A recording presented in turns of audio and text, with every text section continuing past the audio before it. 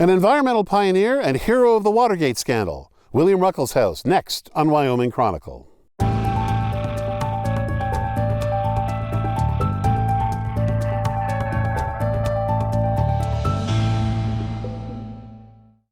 Hello, I'm Richard Ager. Welcome to Wyoming Chronicle. This state is rich in natural resources, but that doesn't always mean it's easy to agree on how or even whether to use them. Sometimes extracting our energy resources can involve damaging the environment, so we try to strike a balance that will allow the economy to grow, but not compromise public health.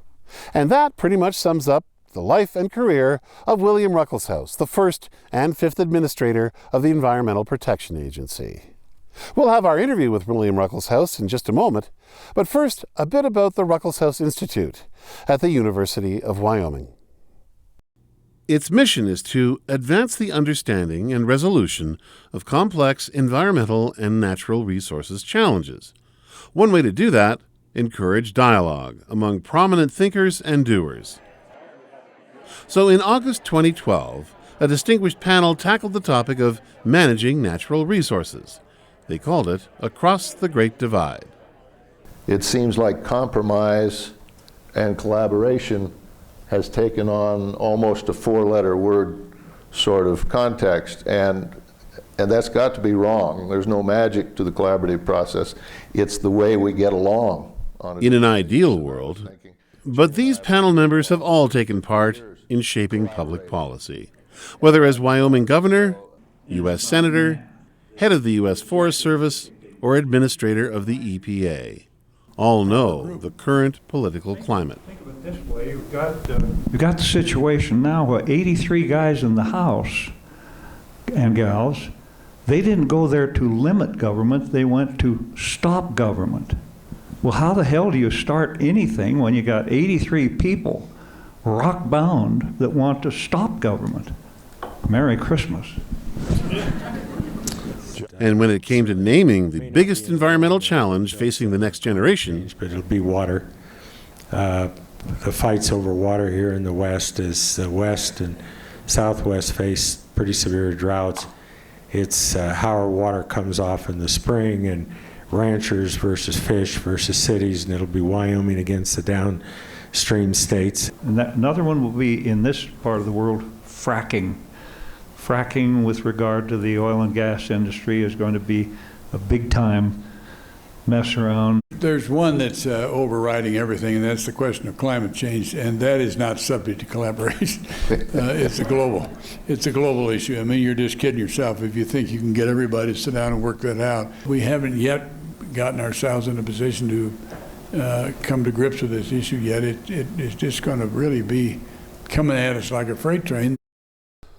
dealing with issues that involve both politics and the environment has been a hallmark of William Ruckelshaus' career. As the first administrator of the Environmental Protection Agency, he shaped many policies that still stand today. What did the president know, and when did he know it? But it was his role in the Watergate scandal that earned Ruckelshaus a place in history. In October 1973, President Richard Nixon was under investigation by Special Prosecutor Archibald Cox. Nixon ordered the Attorney General and Assistant Attorney General William Ruckelshaus to fire Cox. Both refused that order and resigned their posts. The investigations continued, and 9 months later, Richard Nixon resigned. William Ruckelshaus would continue his work in public service and environmental issues. Well, I'd like to start with some early days, because you were born in Indiana into a very Republican party. Now, did you choose to be a Republican, or was it just a birthright? Well, a little of both. My grandfather had been the head of the Republican Party in 1900.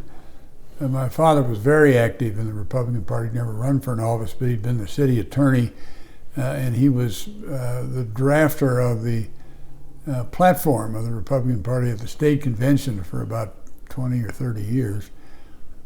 And in Indiana, if you shift parties, you're lucky to get in the church, much less in the first row. So whatever party you're born in, you better stay there. You can take a hint. Right. Well, you graduated from Harvard Law, but did return to Indiana. You practiced law for a bit, and then you ended up being a Deputy Attorney General, and in the early 60s, really before the environmental movement got going, you were investigating issues such as water pollution and unclean air. And I'm wondering, how did you get involved in those issues so early on? I was assigned as the Deputy Attorney General to the State Board of Health, and that's where these issues were dealt with in most states. The environment was not a big issue, public health was. And so water pollution and air pollution, to the extent they impacted public health, were regulated through those state boards of health around the country. It probably wasn't even called the environment, was it? No, we had a Clean Air Act that was very rudimentary in those days, and a Clean Water Act, but they were enforced when there was a health threat.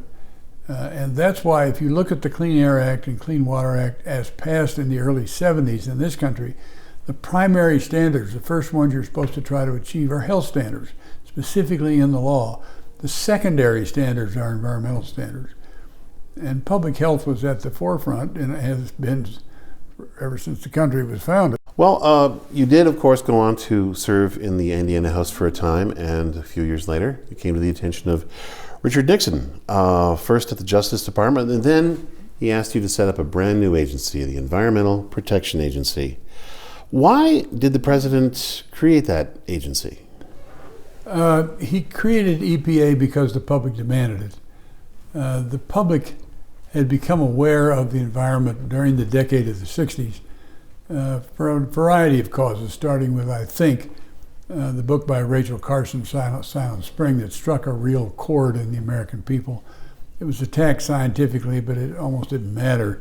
She had this image that was created in the public's mind of what in her view was the excessive use of pesticides and herbicides that was going to cause no birds in the spring. Well, that really affected people.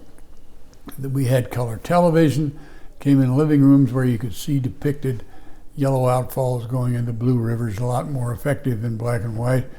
And there was the coincidence with the war in Vietnam, which sort of divided the country among young and old.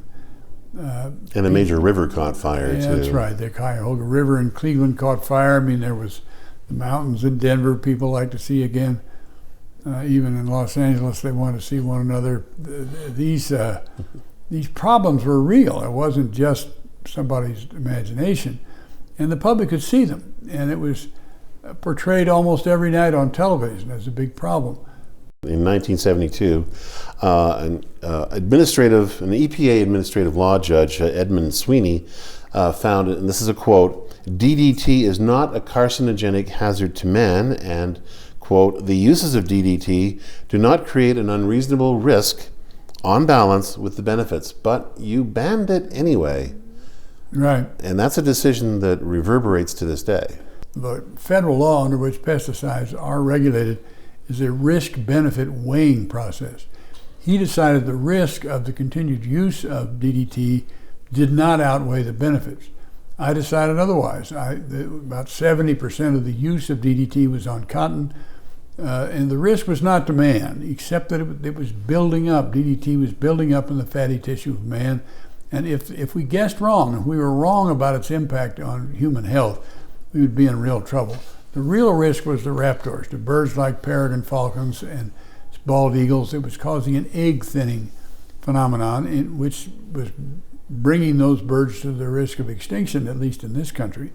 So I felt that the benefits of DDT were being greatly diminished. Bugs were building up immunity to it, and that the risks were increasing. And so my judgment was that it should no longer be used. Well, as we know, the ban remains today, but as you also know, DDT was used to control mosquitoes that carry malaria. And, in 2011, just a year out ago, the National Review, a conservative publication, called it one of the worst regulatory decisions ever. This is many years, obviously, after. And other less polite blogs have accused you of your decision of leading to the deaths of millions, particularly in some of the tropical countries in Africa, where DDT is simply not available to use to control the malaria-bearing mosquitoes. What are your thoughts on that? Well, if I had been making this decision for Sri Lanka or for the southern part of Africa, I would not have made the same decision, because you can use DDT inside the home where most malaria mosquitoes bite, and with a very thin line around the home, control malarial mosquitoes, or using mosquito nets with DDT, and they do it now. It's not continued to be banned in those parts of the world. Other decisions you took, of course, included beginning the reduction of lead in gasoline. And, of course, that has had its effect on air quality, improving air quality in cities. I'm not sure when the last time I heard the word smog, which is probably one indication. Well, hydrocarbons have been reduced by over 90% in the current automobile fleet. So we are seeing today 3 times the number of cars on the road that were there in 1970, with a fraction of the pollution associated with those automobiles. That's been a very beneficial thing to public health in this country, and a direct result of the intense regulatory struggle that took place in the early 70s with the automobile industry. Well, you have lived up to the old curse, living in interesting times, because you followed your EPA service by a move into first the Justice Department. You were appointed there by President Nixon, and at that time it was in the middle of the Watergate crisis. You were first acting director of the FBI and then over as deputy attorney general. You only spent 23 days in that post, and then came a particular Saturday night.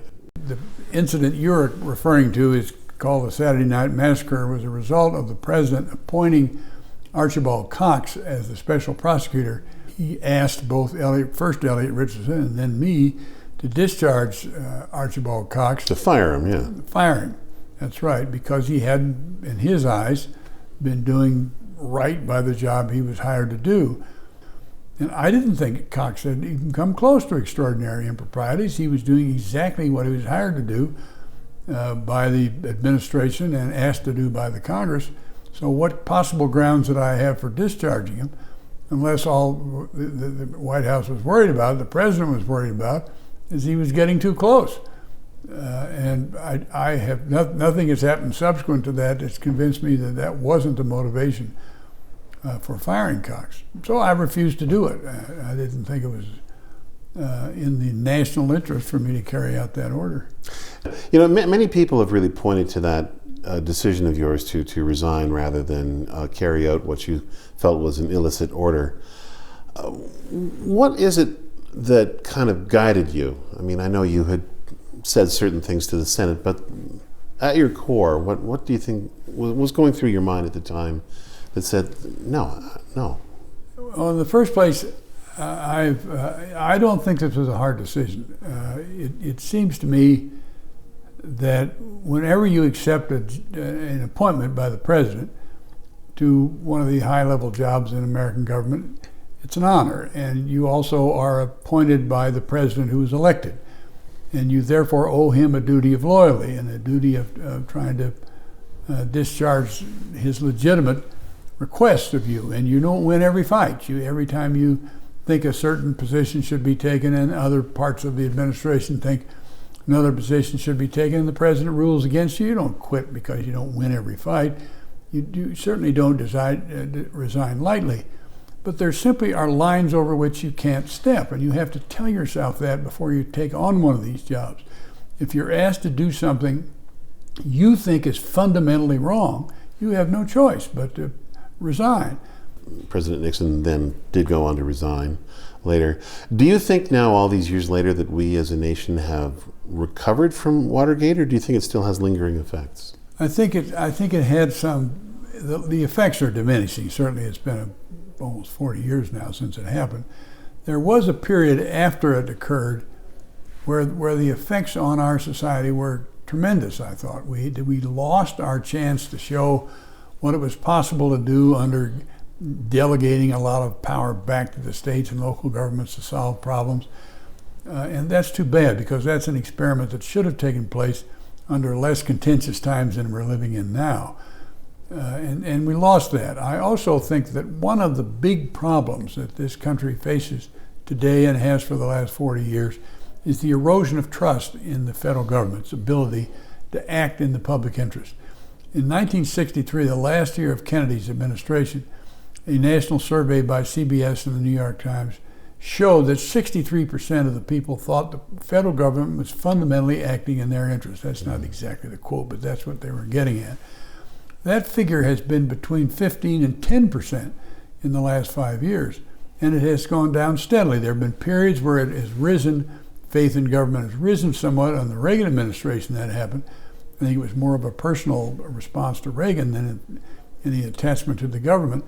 But in free societies where there's not a fundamental belief that our government is trying to act in their interest, I don't think things work very well. And I think that's the condition we're in now, and I think that was certainly given a lot of impetus, first by the Vietnam War, but then by Nixon's conduct.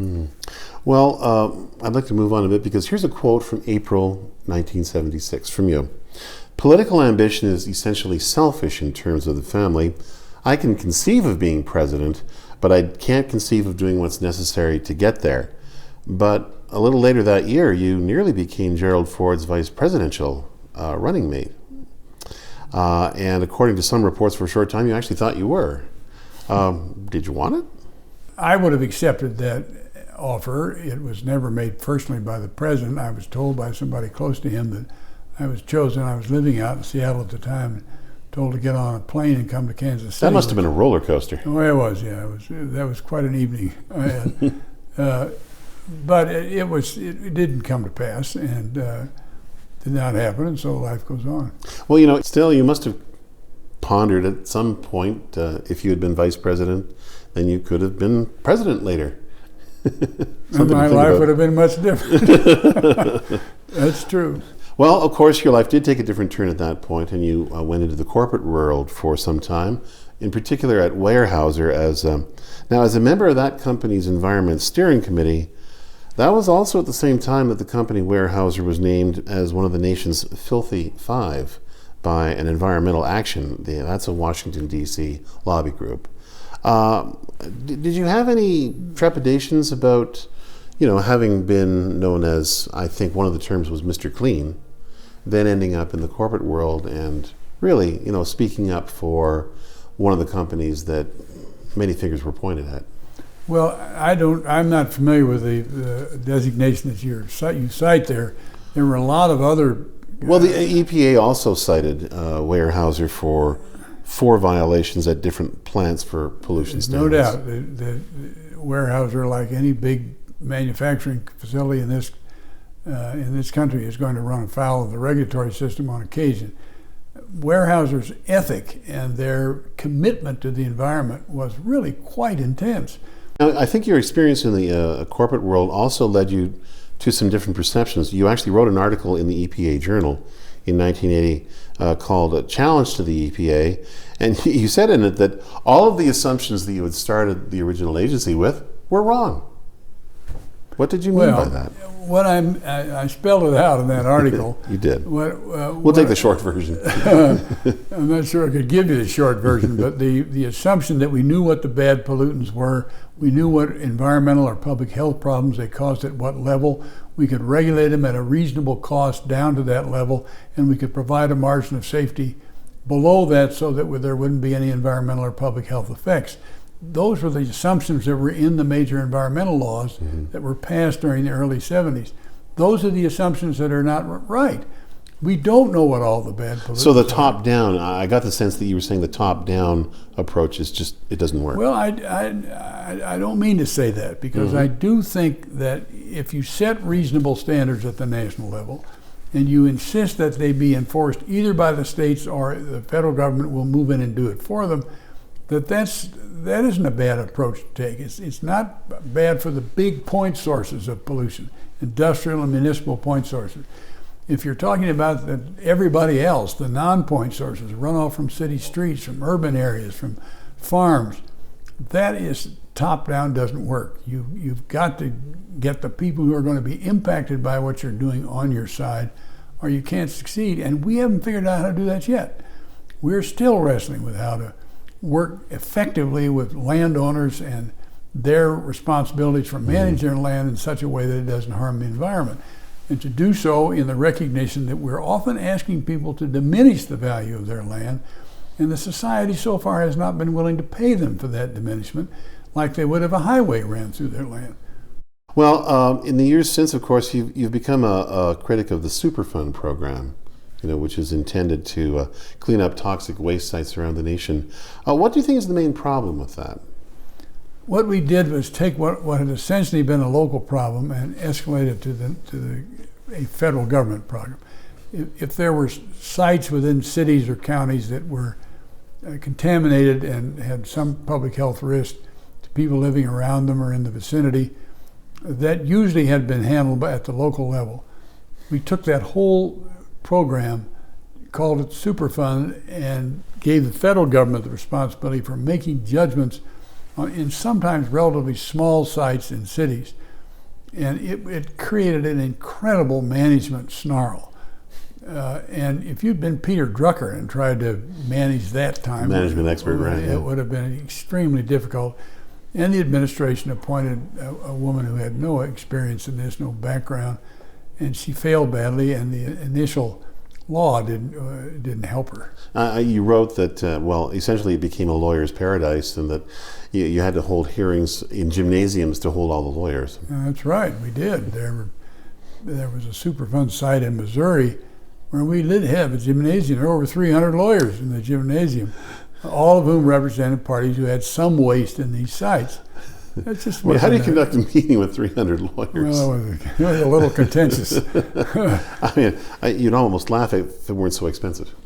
Well, it's expensive for everybody, for the society, for whoever's paying those legal fees.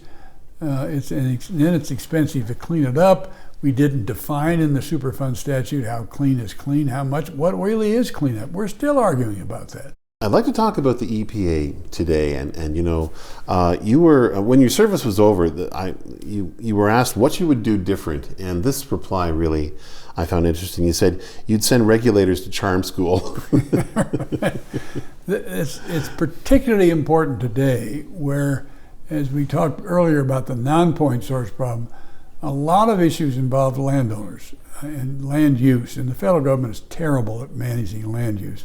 That's essentially a local government problem. Even the local governments have a terrible time with it. People feel very strongly about the ownership of land. This is my land. That's a property right. They believe it's protected by the Constitution. Here comes a federal regulatory agency starting to tell people what they can do on land.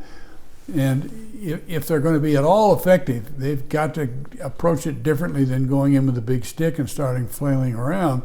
They've got to approach the landowners. This isn't your problem, it's our problem. And what can we do about it? Help me figure out what we can do about it. That's not the approach that the federal regulatory system takes. You said it before and you're saying it again, the EPA now suffers from the battered agency syndrome. Its existence seems to be under attack. Oh, it is. There's no question about it. But what we have to have in this country of ours, as we grow in population, as we grow in technology, as we grow in wealth, this is not only true here, it's true worldwide. I'm sorry, but you need rules to guide corporate and individual conduct if environment, so-called externalities like the environment and public health are going to be protected. And is it possible for any agency charged with creating and enforcing those rules to act without making mistakes, without going too far in some cases? I think the answer is no. I think this is part of our life. When I was born in 1932, there were just over 2 billion people on this earth. Today, there are over 7 billion. We have more than tripled in my lifetime. If you think about the number of people it took from the beginning of human beings on this earth to 1932, we got 2 billion. Now we have 3 times that many. Well, you can't have that number of people with the increased technology and capabilities of impacting the natural world without having some rules guiding that impact. I mean, the people who are saying abolish EPA, there's 16 major pieces of legislation EPA administers. Who's going to administer those laws? Are we going to repeal the Clean Air Act, the Clean Water Act, the Safe Drinking Water Act? I mean, if that all happens, we're going to have the same kind of public demand we had back in the 60s to get the government back into these issues, because they don't like their public health being adversely impacted with no regulation on the people that are doing it. So who are you going to give the authority to administer these laws? The IRS? Here's a quote of a voice of experience, which is you. And you have said, people are in favor of regulation on a theoretical level.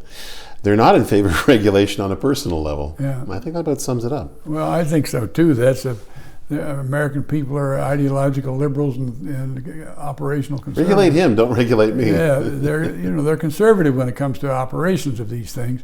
If you go to any city in this country and say, I think the Clean Air Act should be more strictly enforced, 85% of the people will say yes.